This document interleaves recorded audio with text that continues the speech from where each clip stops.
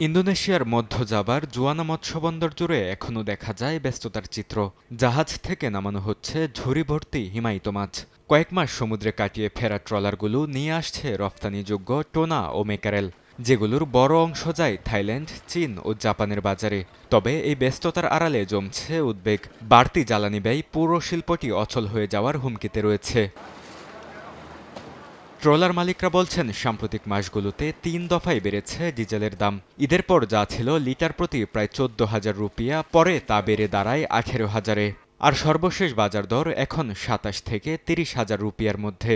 দীর্ঘ সময় গভীর সমুদ্রে মাছ ধরার জন্য বড় ট্রলারগুলোর বিপুল পরিমাণ জ্বালানি প্রয়োজন হয়। ফলে জ্বালানি ব্যয় বেড়ে যাওয়ায় সমুদ্রে যাওয়া এখন অনেকের পক্ষেই অলাভজনক হয়ে পড়েছে।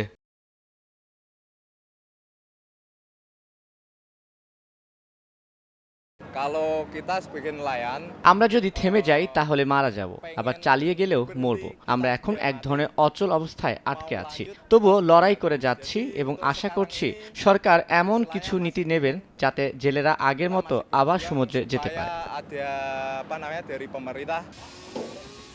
বাড়তি জ্বালানি ব্যয়ের প্রভাব পড়েছে পুরো জুয়ানা উপকূল জুড়ে। বন্দর জুড়ে ১৫০০-এর বেশি ট্রলার থাকলেও মার্চে সক্রিয় ছিল মাত্র ৭৯টি। শত শত ট্রলার ঘাটে আটকে থাকায় কর্মহীন হয়ে পড়েছেন হাজারো জেলে ও শ্রমিক, যা উপকূলীয় অর্থনীতির উপর চাপ তৈরি করছে।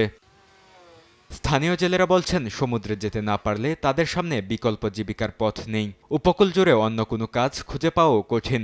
একই হতাশা ট্রলার মালিকদের মাঝেও। এমন অবস্থায় সরকারের সহায়তা আর নীতিগত হস্তক্ষেপের দিকেই তাকিয়ে আছেন মৎস্যজীবীরা। বরকতুল্লাহ, সময় সংবাদ।